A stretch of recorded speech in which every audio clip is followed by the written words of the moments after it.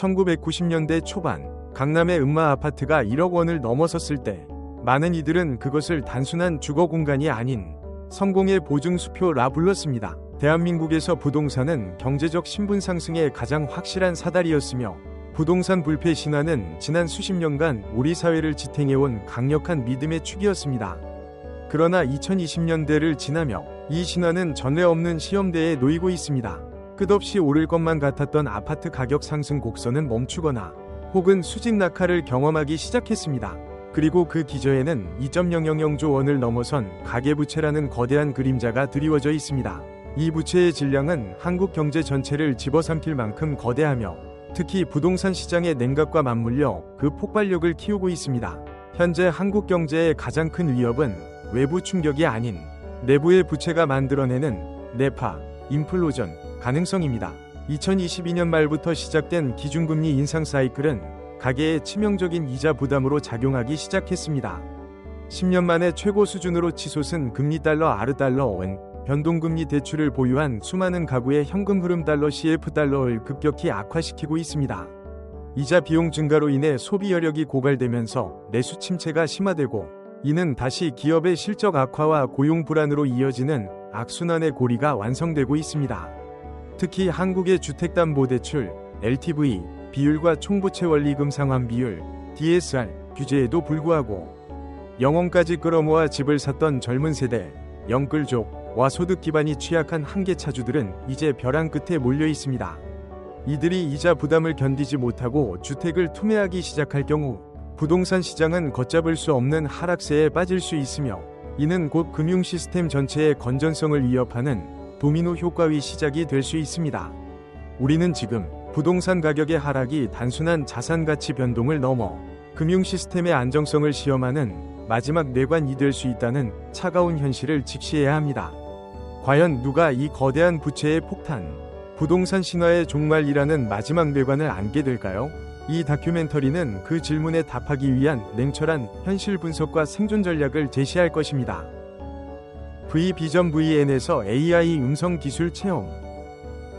위기의 징후는 이미 수치로 드러나고 있습니다.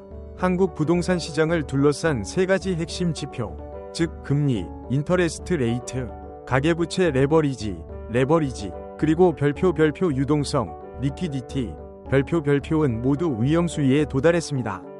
먼저 금리 측면을 보시겠습니다. 미국 연준, 패드 및 공격적인 긴축과 한국은행의 동조화로 인해 기준금리는 0.5달러에서 불과 2년여 만에 3.5달러를 상회했습니다. 이는 시중 대출 금리를 7달러, 18 수준까지 끌어올렸으며 2.000조 원이 넘는 가계부채에 대한 연간 이자 부담을 수십조 원 증가시키는 결과를 낳았습니다. 이자 부담이 임계점을 넘어서면 가계는 소비를 줄이는 것을 넘어 생존을 위해 부동산 매각이라는 최후의 선택을 할 수밖에 없습니다. 두 번째, 가계부채 레버리지입니다. 한국의 GDP 대비 가계부채 비율은 100달러를 훨씬 상회하며 이는 OECD 주요국 중 최고 수준입니다. 특히 소득 하위 계층과 청년층의 부채 증가 속도가 소득 증가 속도를 압도하고 있습니다. 이들의 부채는 대부분 변동금리 주담대, 신용대출 등 고금리 위험에 취약한 구조를 가지고 있어 금리 인상 충격에 그대로 노출됩니다. 이 높은 레버리지는 작은 충격에도 시스템 전체가 흔들릴 수 있는 취약성을 내포하고 있습니다. 세 번째는 유동성입니다. 최근 부동산 거래량은 역사적 최저 수준으로 급감했습니다. 매수 실종 현상이 지속되면서 부동산 시장의 유동성 달러 L달러는 거의 제로에 가까워졌습니다. 팔고 싶어도 팔 수 없는 유동성 함정에 빠진 것입니다. 유동성이 마르면 아무리 자산 가치가 높아도 현금화할 수 없으므로 부채 상환에 어려움을 겪게 됩니다. 이 세 가지 지표, 즉 높은 금리, 과도한 레버리지, 그리고 경색된 유동성의 삼각파도는 현재 한국 부동산 신화의 기반을 근본적으로 무너뜨리고 있는 명백한 위기의 징후들입니다.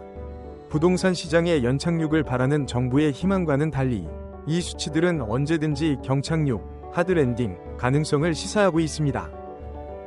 한국 부동산 신화의 종말 가능성을 논할 때 우리는 과거의 글로벌 금융 위기 사례들을 통해 냉정한 교훈을 얻어야 합니다. 특히 2008년 글로벌 금융위기의 진원지였던 미국의 서브프라임 모기지 사태와 한국의 현재 상황은 몇 가지 섬뜩할 정도로 유사한 구조적 취약성을 공유합니다. 당시 미국에서는 소득 증빙이 불충분한 BA, 서브프라임, 차주들에게 무분별하게 변동금리 대출이 이루어졌습니다.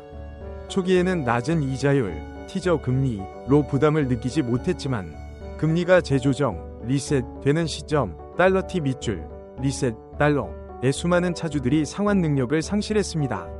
한국 역시 가계부채의 질이 악화되어 상환 능력이 취약한 한계 차주 비중이 증가하고 있으며 대다수의 대출이 높은 변동금리 위험에 노출되어 있다는 점에서 유사합니다. 미국 사태의 결과는 부동산 가격 폭락과 리먼 브라더스 파산으로 이어지는 전 세계적인 신용 경색이었습니다. 하지만 한국의 상황이 미국보다 더 심각할 수 있는 부분은 바로 부동산 위존도입니다. 한국 가계자산에서 부동산이 차지하는 비중은 70달러에 육박하며 이는 미국이나 유럽 주요국 대비 압도적으로 높습니다. 부동산 가격 하락은 자산 포트폴리오의 대부분을 날려버리는 것을 의미하며 소비 심리에 미치는 영향은 훨씬 파괴적입니다.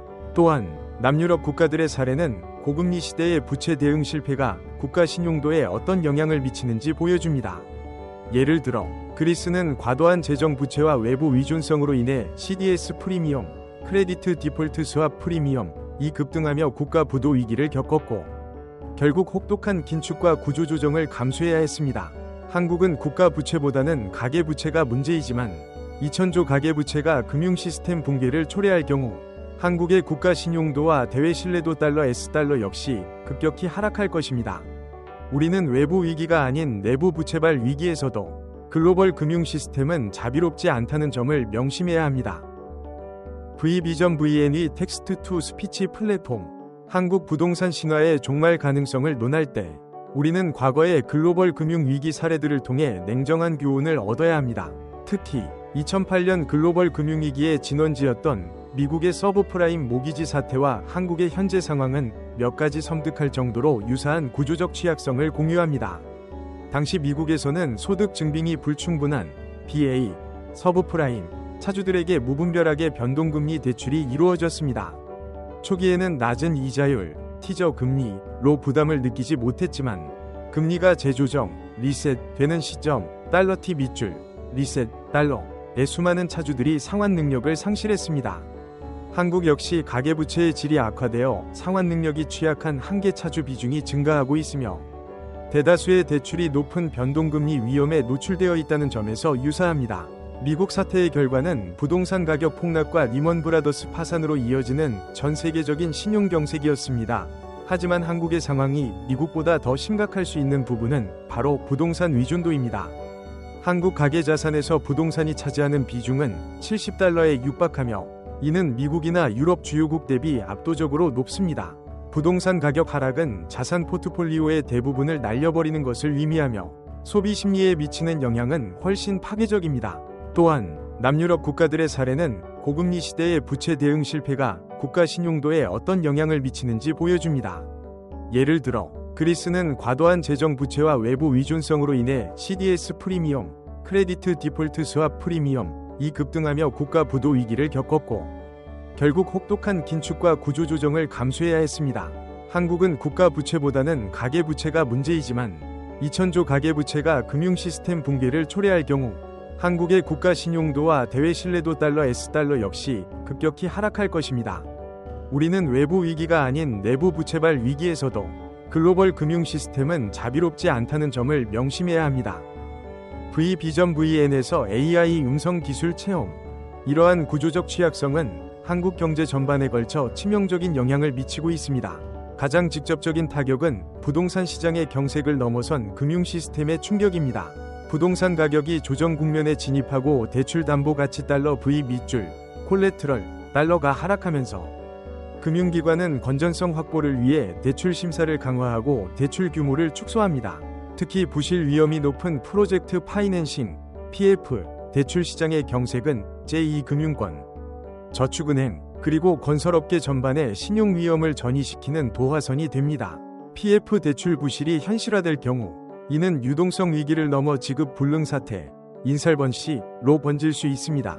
거시 경제적 영향은 소비 심리 위축과 성장 잠재력 훼손으로 나타납니다. 가계가 부채 상환에 총력을 기울이면서 소비 지출 달러 $10를 극단적으로 줄이게 되면 이는 내수 시장의 급격한 냉각을 초래합니다. 소비 위축은 기업 실적을 악화시키고 투자를 위축시키며 결국 고용 시장에까지 악영향을 미칩니다. 한국의 잠재 성장률 달러 지 밑줄 $P은 이미 $2 초반대로 하락했는데 부채발 위기가 현실화될 경우 장기간 침체, 세큘러 스태그네이션 국면에 접어들 수 있습니다. 더 나아가 부채 부담이 청년층과 미래 세대에 집중되면서 소득을 주거비와 이자 상환에 묶어두게 되고 이는 혁신과 새로운 경제활동에 투입될 자원을 고갈시켜 장기적인 경제 활력 저하를 야기합니다. 부동산 신화의 붕괴는 단지 몇몇 부유층의 자산 손실이 아니라 대한민국 경제의 심장부인 가계와 금융, 그리고 미래 성장 동력 전체를 병들게 하는 광범위한 충격파입니다. V비전 VN에서 생성된 음성. 이 거대한 위협 앞에서 정부와 중앙은행, 한국은행, 위 대응은 줄타기에 비유될 만큼 어렵습니다. 이들의 주요 임무는 별표 물가 안정, 달러, $P, 별표 과별표 금융 안정, 달러 S 밑줄, 핀, 달러, 별표이라는 상충되는 목표를 동시에 달성하는 것입니다. 한국은행의 딜레마는 명확합니다. 인플레이션을 잡기 위해 금리를 계속 인상하면 달러 R, 어베로우 달러 2.000조 가계부채의 이자 부담을 폭증시켜 금융시스템 붕괴 위험을 높입니다. 반대로 금융 안정을 위해 금리 인상을 멈추거나 인하하면 인플레이션이 재차 상승하여 서민들의 실질 구매력을 떨어뜨리고 국내외 금리차 확대로 인해 환율, 달러, 텍스트, KRW, 텍스트, USD, 달러 이 급등하여 자본 유출 위험을 키웁니다. 한국은행은 물가와 부채 안정이라는 두 마리 토끼를 잡아야 하는 극도의 압박에 놓여 있는 것입니다. 정부의 재정 정책 역시 마찬가지입니다. 경기 침체를 막기 위해 대규모 재정 지출, 달러 G, 어베로우 달러를 늘리면 이는 국가 부채, 달러 D 밑줄, 가브, 달러를 증가시키고 시장의 유동성을 추가 공급하여 한국은행의 긴축 노력을 상쇄시키고 인플레이션을 부추길 수 있습니다. 즉, 정부의 경기 부양 노력과 중앙은행의 물가 안정 노력이 서로 충돌하는 정책 공조의 한계를 드러내고 있습니다. 현재 정부는 안심전환 대출 등 취약 차주를 위한 미시적 지원책을 내놓고 있지만 이는 2.000조 부채 총량 자체를 줄이는 근본적인 해결책이라기보다는 시간 벌기 전략이라는 비판을 피하기 어렵습니다. 이러한 소극적 대응은 위기의 본질을 외면하고 고통의 시기만 연장시킬 수 있다는 냉정한 분석이 지배적입니다. 정책 결정권자들의 현명하고 용기 있는 결단이 어느 때보다 절실한 시점입니다. 국가적 차원의 거시적 대응이 논의되는 동안에도 2.000조 부채의 파도는 결국 개개인의 삶에 들이닥치고 있습니다. 위기가 현실화되는 과정에서 가장 중요한 것은 개인의 생존 전략입니다. 과거 IMF 외환위기가 기업과 은행의 위기였다면 이번 부채 위기는 곧바로 당신의 가계 경제를 파탄에 이르게 할 수 있습니다. 따라서 지금부터는 생존을 위한 냉정한 별표, 재무 구조 조정 별표이 필수적입니다. 첫 번째 전략은 부채의 재조정 및 금리 고정입니다. 변동금리 대출을 보유하고 있다면 가능한 한 빨리 고정금리 대출로 전환하는 것을 고려해야 합니다. 중앙은행이 인플레이션과의 싸움을 쉽게 끝내지 않을 것이라는 전망이 지배적입니다. 고금리 기조가 장기화될 가능성이 높으므로 당장의 금리가 조금 높더라도 미래의 불확실성 달러, 시그마 밑줄 R 달러를 제거하는 것이 중요합니다. 또한 여러 금융기관에 흩어져 있는 고금리 신용대출이나 카드론 같은 취약한 빚부터 정리해야 합니다. 이는 금리가 가장 높은 빚부터 갚아나가는 눈덩이 갚기, 뎁트 스노우볼 방식이 효과적일 수 있습니다. 부채를 축소하는 과정에서 비록 고통스럽더라도 불필요한 자산, 시세 차익이 불투명한 투자 자산을 매각하여 별표 현금 유동성, 달러 L 밑줄, 캐시, 달러, 별표를 확보하는 결단도 필요합니다. 두 번째 전략은 현금 흐름, 캐시플로우 위 확보와 비상금 마련입니다. 급격한 경기 침체는 언제든지 소득의 불안정으로 이어질 수 있습니다. 실직이나 사업 실패와 같은 최악의 상황을 대비하여 최소 6개월에서 1년치 생활비에 해당하는 비상금을 별표 현금성 자산, MMDA, CMA 등 단기 유동 자산, 별표로 반드시 확보해야 합니다. 이는 심리적 안정감을 제공할 뿐만 아니라 갑작스러운 저가 매수 기회가 생겼을 때 대응할 수 있는 능력을 부여합니다. 금융위기 시기에 가장 먼저 무너지는 것은 멘탈이며 충분한 유동성은 이 멘탈을 지켜주는 방패가 됩니다. 세 번째 전략은 자산 포트폴리오의 재편과 안전지향입니다. 부채 위기가 심화되는 시기에는 공격적인 투자보다는 별표, 위험 회피, 달러, 텍스트, 리스크 어보이던스, 달러, 별표가 우선되어야 합니다. 과도하게 부동산이나 주식에 집중된 자산 구성을 현금, 안전채권 등으로 분산시켜야 합니다. 특히 환율 불안정성이 높아지는 시기에는 달러와 같은 안전자산의 비중을 일부 확보하는 것도 좋은 위기 방어 수단입니다. 위기는 곧 기회이기도 하지만 그 기회는 현금을 쥐고 버티는 자에게만 돌아온다는 점을 명심해야 합니다. VBIZN에서 생성된 음성